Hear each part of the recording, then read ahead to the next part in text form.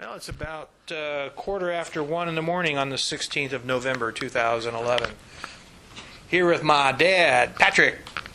So we're just going to do kind of an interview thing here. I just heard something yesterday. What happened on the 16th of November? There was something...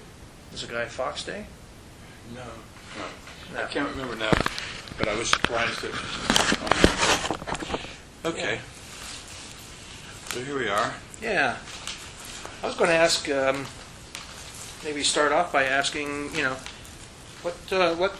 what messages would you like to leave to the grandkids? What do you want to say to Nick and Zach and those guys?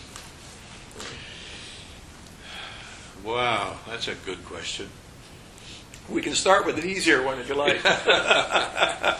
Well, everything comes down to the same thing. So, number one, don't stay stuck in the, let's see, today, society, for some reason, is whirling around celebrityism, the worship of famous people. So I would avoid that at all costs and don't believe anything that comes on the waves, on the airwaves. That makes sense. And so you have to make up your own decision about what's life about, and it is not about what they're selling. Mm-hmm. Yeah. And what you're buying. And it's not about what other people are doing. And it's not about making money. No. I don't know what it is about, but those are things it's not about. Yeah, I've often, and it's taken a long time for me to figure it out, but one of the things I've realized is, I can't control other people's actions, but I can, more or less, control my reaction. So if someone else is pissing me off or doing something that's getting me upset, Yeah. I have to somehow just back up and say, okay, I can't change their behavior, but I can control mine or change mine. Maybe it means, just walking away. Maybe it means an ulcer. Yeah, yeah. Well, we have a sign. We used to have signs in a lot of our offices. And I don't know if it's engineering humor or what, but there was a sign that said, "Everyone brings joy to this room. Some by entering, some by leaving." So, identify which is which and move forward. Yeah.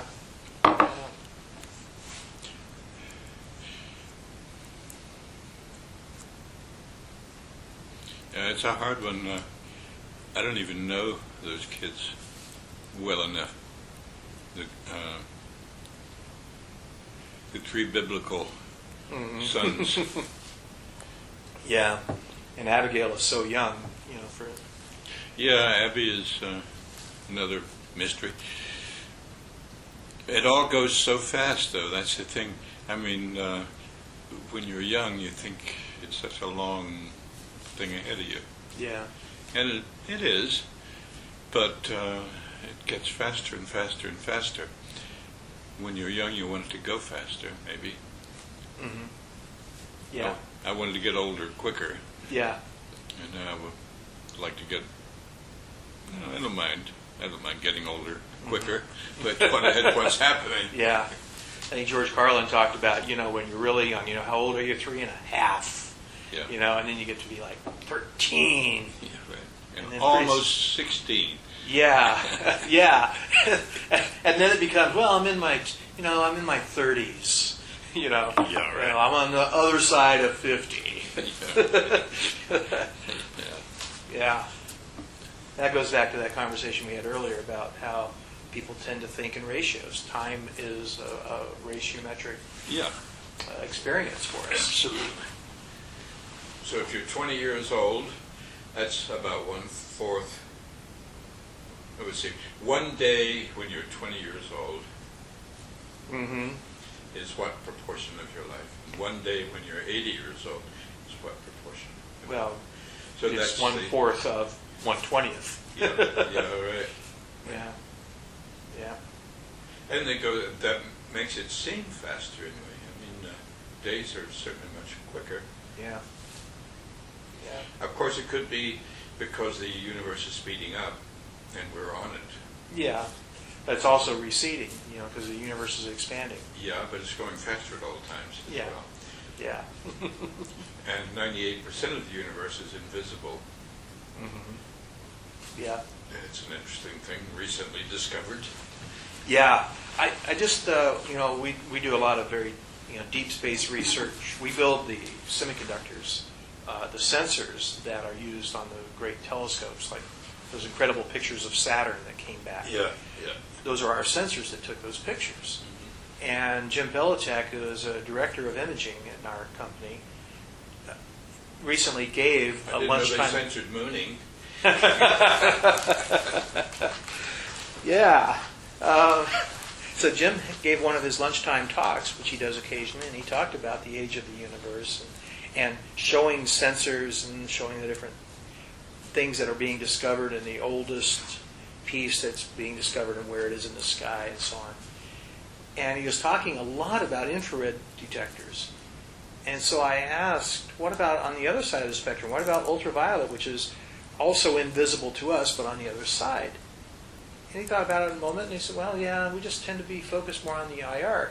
But then as we progressed in the talk, it dawned on me that it's because the further out something is in space, the lower the wavelength, Einstein's redshift. Yeah. And so the oldest stuff is the deepest infrared. And so the light that's coming back from these incredibly different distant spots, that light has all red shifted. And so naturally the infrared sensors make more sense because we need to capture those. And he gave us all, there were probably 30 or 40 people in the room where he was giving this talk. He gave us all a little bag of peanut M&Ms, I call them. And he said, okay, we got to a certain point, and he said, okay, everybody open your bag, take out one peanut M, hold it about 6 inches above your hand, and let it drop. The force with which that peanut M hit your hand is the amount of energy that has been detected in all of our experiments in astronomy and everything from when we first started building these 20 or 30 years ago. That's how little energy we are trying to detect. That is the sum total of it all. So go to Congress, say, here, I want to spend another $bazillion so I can measure this much energy. Yeah. So what is this? I've been reading about several times now. In the first split second of the Big Bang, practically everything appeared. And things are moving faster than the speed of light at that point. So how can they talk about the speed of light As a constant. Yeah. I haven't read the research. It's just the sheer magnitude of the whole idea is so hard to. The singularity. Yeah. Right. Yeah. In electronics and even in routine things, really, even in politics, economics, everything, the problems are always at the edges. It's always in the transition. It's never the steady state. If you've got a kingdom and a serfdom and a whatever, it's a steady state environment until along comes something to upset the apple cart. And during that transition, going from communist to democratic, or going from a square, from a zero, logic 0 to a logic 1 in a waveform, that transition is where all the crap happens. In California, the waveform makes the king of the serfdom. And the waves from Yeah. are surf too. Yeah, something like that. So funny, people surf the web now. Yeah, yeah. Christine Comofford wrote a story back at around 1997 in one of the Electronic Engineering Times. And the internet had just recently been renamed that from DARPANet, and it was starting to take off. And she talked about how the idea of the internet superhighway is really a bit of a misnomer. It's more like the internet beer party. You know, you go to a big party, and yeah, you're going to run into people you like, and there's going to be some jerks, and there's going to be the loud guy, and there's going to be the quiet guy in the corner that knows a lot, and someone's going to puke on your shoes. Yeah. But that's what the internet is like. You can find anything you want to support any argument you want, but you need to have it. You need to use it with a discerning eye and understand exactly what to ask. Yeah, there was an interview last night with this guy that set up, what is this big thing everybody's on? We were talking about it earlier. You mean Facebook kind of thing? Facebook. Diaspora? Yeah, but the Facebook guy was on the interview last night, and he was saying, well, all of these 800,000 people, no, 800 million people are using my system. And we're just trying to make all of these people who really like each other, these people who know each other, what, 500,000 people know each other? I know. Yeah. They know too much about maybe each other, but not enough. I mean, nobody knows anybody in that. Yeah. It's useful for what? I can't figure it out. But never mind. It's not my game. All I know is Remedios uses it all the time so that she can exchange pictures of her kids and grandkids Yep. with friends and so on. That's exactly how a lot of people use it. Contact with people she knew in high school. Yeah. And people she knew in Chile. Okay. So it's a way of making making contacts. Well, quite literally a social network. Social network. But I don't really want to socialize with most of the people. Yeah. Yeah. And most people just, okay. It's just, even in the way people are, I don't know how to say this, let's see. What do you call it? Everybody of a certain age, it's a peer group, right? And they all have ways of acting, and they're imitating each other, right? And I don't like the imitation. I don't like what they're imitating. And basically what they're imitating is what they've seen the bad actors, the rock people, the concert people, the rap people, all of the people in the popular world have made people start acting like them. Yeah. And most of it is bad behavior. And so the idea is to imitate bad behavior. Yeah. And then you're being good. Yeah. And that's what I don't like about most of what's going on around me. And of course everybody says, well, you're getting old and you're fogey. And of course, but that's not the point. The point is, we used to imitate people who were being good. And then suddenly people started imitating people who were being bad. Yeah, the James Deans. Yeah, well, even James Dean was a sweet guy compared to who's the guy with the big mouth in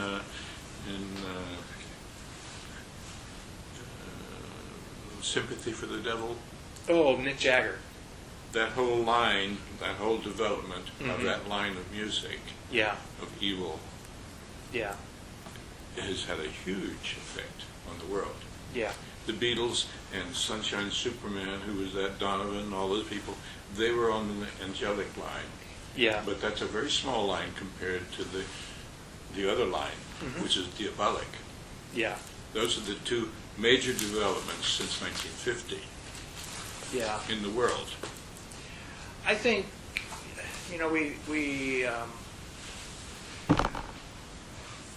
I mean, there's always been a perception, I think, that the bad boy image always seems to have an appeal for.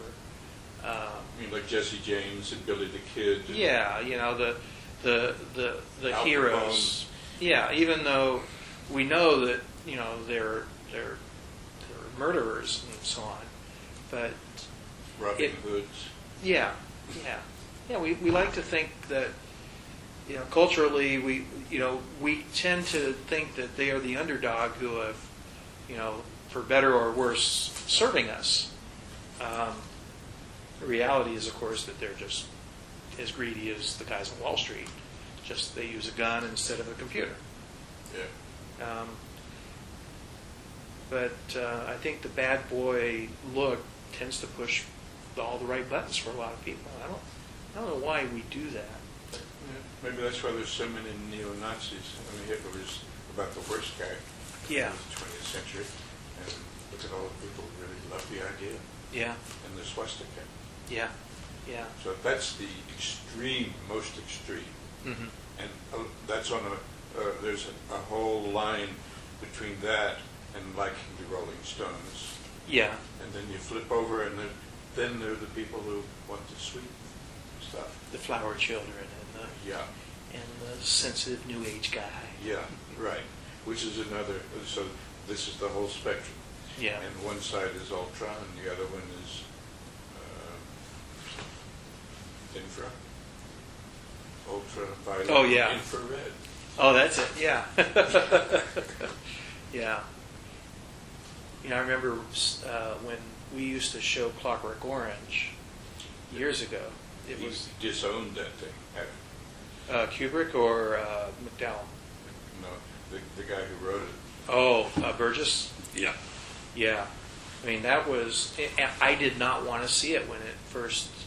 When it came out, I was fresh out of high school, but we were showing it just a few years later at the Square, and I refused to see it because, to me, it glamorized violence. I have since seen it a few times, and it's a very powerful telling story, a frightening prediction of. But Most people think it's a diatribe against Beethoven. yeah, I mean what? They're crazy. Yeah. But people are, they read into it what they want. And it suddenly dawned on me, we were talking a little while ago about this Alabama connection. Mm-hmm. And when this big group of people came out from Alabama to our facility recently, Christine asked, well, were any of them black? Mm-hmm. And the answer was no. They were all very stereotypical. Maybe their Southern. great-grandfather was. Yeah, but they'd never own up to it. No. So that's a lemma going away from where we were. Yeah, right. Yeah. Well, when I was in college, your mother and I both, we worked on that thing, trying to integrate, Mhm. right? That doesn't keep me from disliking the rap singers who are talking about killing each other and wiping out the immigrant people who have stores in New York Mhm. and the way they act, and I just don't like it. Yeah. It just really annoys me. Yeah. But that's not because of prejudice, it's that I don't like people who act like that.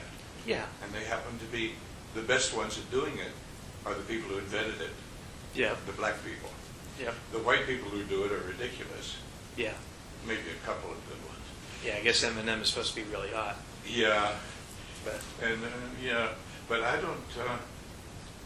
Why would anybody? I don't know. I just don't like the idea of being so acting out ugly things. yeah. Yeah. Yeah. And in the in the late '70s there was the punk movement, and it was. And the attitude, and that was sort of, I was on the fringes of that just because of the women that I was seeing back then. But the attitude then was that, everybody's the world's about to blow up, and it's all coming to an end, especially once Reagan was elected. And screw it all, we're going to die anyway. Let's just go out with one hell of a bang. Yeah. Well, maybe that's still the case, but I think now it's just more a matter of, hey, look at me, I'm getting noticed, the more outrageous my behavior, the more successful I am in being recognized. Yeah. Well, yeah, that's one way of looking. Sometimes I think that, one, it's true, probably there's a feeling of the world is going to, as we know it, is going to come to an end. Okay? Yeah. That, it's a general feeling, I think. And, yeah, maybe people just, I think what it is, if you look at an ad for a car, or for a washing machine, or a bar of soap, it's a party. Mm-hmm. So what do we want to do? Have a party. So when I was a kid and a young man, Friday night and Saturday night, those were the party nights. Mm-hmm. And now, every night is a party night. Yeah. Especially in Europe, and especially at a certain age. And that's the idea. What you want to do is be on a rave. Mm-hmm. So the world is raving mad. Yeah. Yeah. So, Yeah.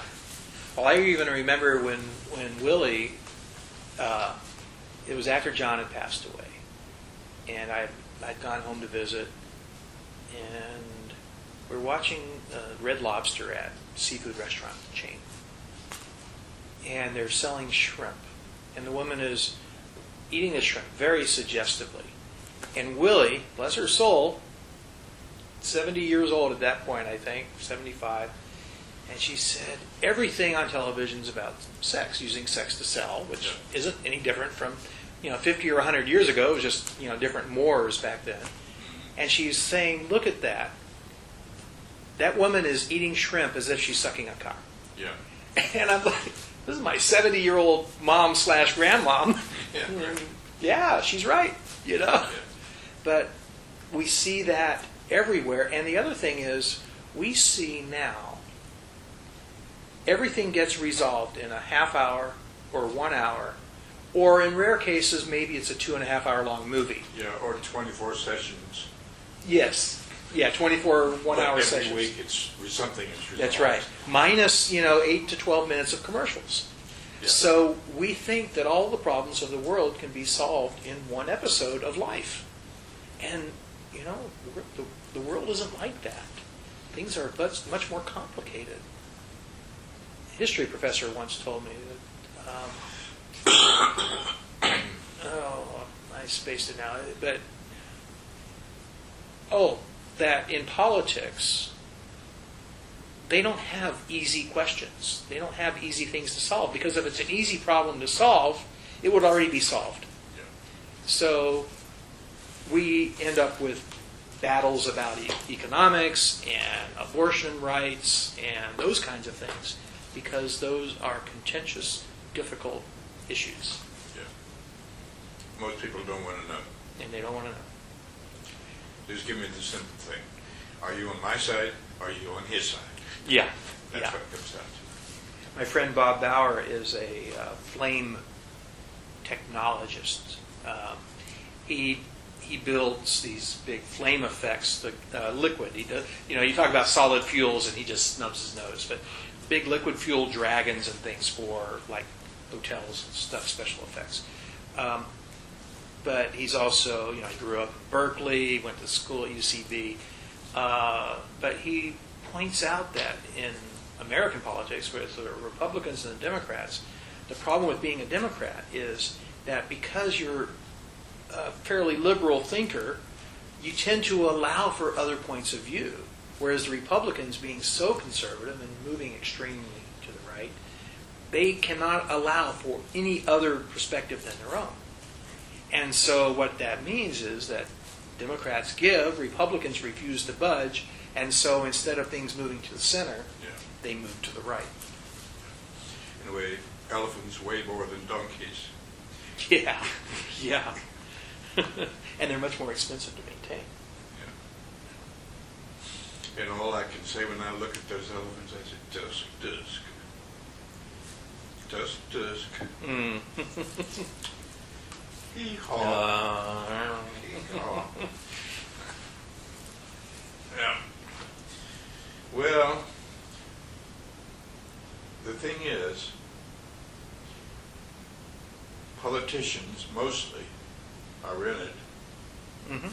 Well, the Congress is made up of people who are called legislators, which means the lawmakers. And the lawmakers, quite naturally, are lawyers. Mm-hmm. But that's not the way it should be. Lawyers are the least likely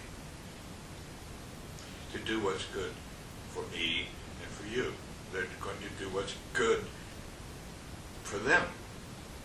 And they know how to do it. We don't have a chance. We don't know the legal language well enough. They can say exactly what they want to say so that it'll convince us that they are right and that this law is good. Mm-hmm. But they're not going to do what is necessarily good for everybody, only what's good for the class of person that he wants to be part of. Mm-hmm. So legislators should be ordinary folk. And maybe that's where this, what's that social network called again? Facebook or diaspora. Maybe this is where politics is going to go. Mm-hmm. Everybody will vote. Yeah. Right now, in the Congress, I suppose it's the same in the States. Here, they have electronic voting in the Congress, and you can see it on TV. Mm-hmm. All the people that vote yes and no, red lights, green lights, red lights, green lights. So you can see where they're sitting Mm-hmm. and what they're voting for and all of that. Yeah. So suppose we had that for everybody. Yeah. You Yeah. had a code that said he's of voting age. Yep. Well, who cares if he's of voting age? Maybe a kid could vote just as intelligent as I can. Maybe better. Maybe not. Yeah. Maybe not. But suppose everybody, they say, okay, here is the question, vote. Well, to play devil's advocate, I agree that in general, because Congress is full of lawyers, because they're dealing with law, Yeah. that, I don't think that they certainly everyone, practically everyone, wants to do good. Their perspective on how to do good is dramatically different. And they serve their own interests, of course. But perhaps what we need is the lawyers should be the ones that are hired. Once the citizenry says, here is what we want, now you write it so that that's legal. See, the issue is, it's like in Arizona, it's a real hot topic about, we got to get government out of government. Yeah. We want to run government like a business. One of my big rants is the two serve fundamentally different purposes. Business exists to aid the bottom line for those owners, whereas government is to serve the people. You need good government skills in business in order to negotiate and to compromise and to work out. You need managers there. Yeah, absolutely. And vice versa. You need good business skills in government in order to avoid bankrupting your state or city or whatever. But they serve very different. The core purpose of each is fundamentally different. So to run a government like a business is to basically say, give the wealthy absolute power and remove what little remains for the small people and make them pay for it all. So, to go back to... On the other hand, I wouldn't want most of the people I know to be in charge of my life. Exactly. And that's kind of the libertarian view, is we don't want anybody to be in charge of our lives. Yeah. And that's one of the things that gripes me about the current Republican world, is they say, we got to get government out of our lives. But then you mention abortion, or you mention gay marriage. Well, it's not gay marriage, it's just marriage. Yeah. But, boy, they want to be right there in the thick of it. And Controlling it. absolutely, and that's complete. And I'll give, I'm not a Herman Cain fan, but there was a point recently where he someone asked him about abortion, and he said, well, we need to keep the government, everything he's saying is get the government out of our lives. Well, he included abortion in that. Directly contradictory to the Republican plank. Right to life, but then why not right to death? Yeah. Well, there's that too. So,